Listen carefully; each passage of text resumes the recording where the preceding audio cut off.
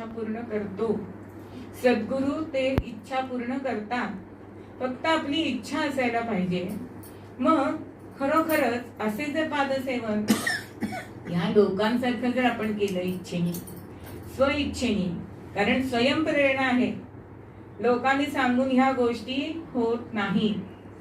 काकांनी आता किती वेळा सांगितलंय की त्या पादुका त्या इतक्या लांब असतात. आता अग्निहोत्र हाऊस मध्ये परवा आलेल्या होत्या, किंवा ते जे आधीच्या घरात राहत होते 3ऱ्या मजल्यावरती, आणि कीर्तन करून 3 दिने चढणे, आणि तेव्हा माझा पाय पण दुखावलेला होता.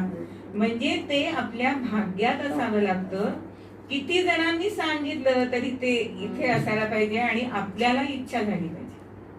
मग असं हे पादसेवन खरोखरच श्रेष्ठ आहे. आणि म्हणून सद्गुरूंचे पाय आपण कधीही सोडायचे नाही.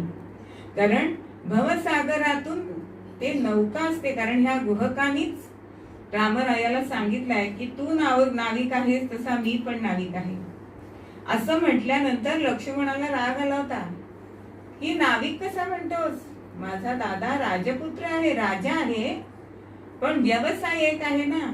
असं समजावून सांगतोय तो नाविक की मी प्रवाशांना नेतो, साध्या नदीतून नेतो, पण तू भवसागरातून मला नेणार आहेस. मग तुझं पादसेवन करण्याचं मला जर तुला मोल द्यावंसं वाटलं तर आधी नकोच म्हणाले. कारण इच्छा असायला नाही पाहिजे, ते त्यांच्याकडून आपल्याकडे आलं पाहिजे. मग तरी सुद्धा जर तुला द्यायचं असेल तर मला या भवसागर पार कर, असं या नाविकांनी सांगितलं. म्हणजेच पादसेवन ही भक्ती इतकी श्रेष्ठ सांगितलेली आहे. आणि असे हे गुरूंचे जे पाय असतात ना, जर आपण त्यांच्याकडे बघितलं, कारण माऊलींचा जर आपण फोटो बघितला तर त्यांचं असं पद्मासन घातलेला फोटो आहे, आणि त्याच्यावरती शंखचक्र अशी ही सगळी पदचिन्ह त्यांच्यावरती असतात.